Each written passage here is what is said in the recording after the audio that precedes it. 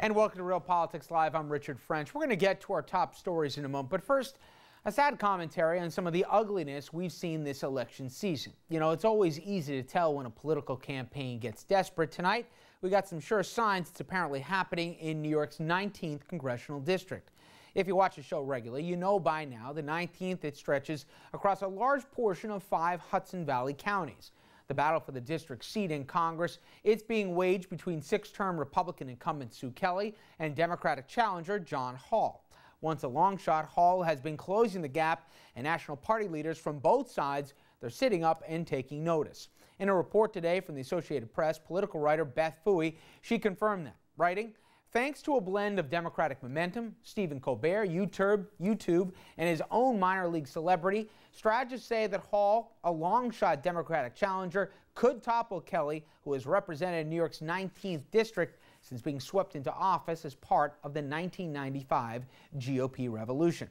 The AP writer went on to say the distance Hall has traveled since announcing his candidacy was underscored by former President Clinton, who headlined a campaign rally with him here last week.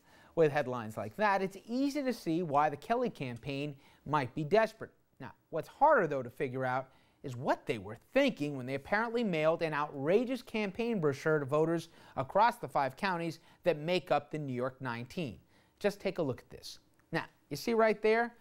That's John Hall, and yes, that's the despot dictator Kim Jong-il.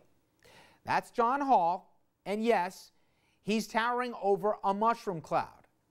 Then, right below Hall's name, Kim again, the man who starves his people to death drinking a hearty toast. Now, I've had my problems with Sue Kelly over the years, and that's well documented here. Never mind that her campaign manager insulted all the 5 men and women who work here at RNN with a snide comment to the Journal News this week, but to associate an opponent with a murderer, a dictator, and the man who may be the biggest threat to world peace on the planet today, that is simply a new political low.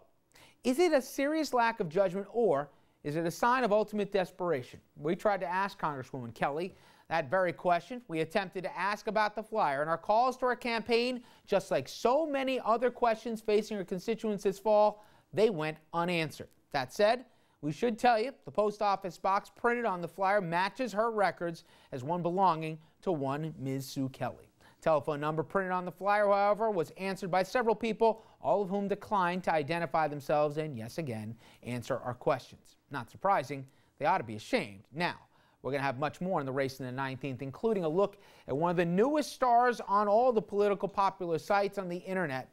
RNN looks at YouTube, looking at the Kelly Hall race a little bit later on Real Politics Live.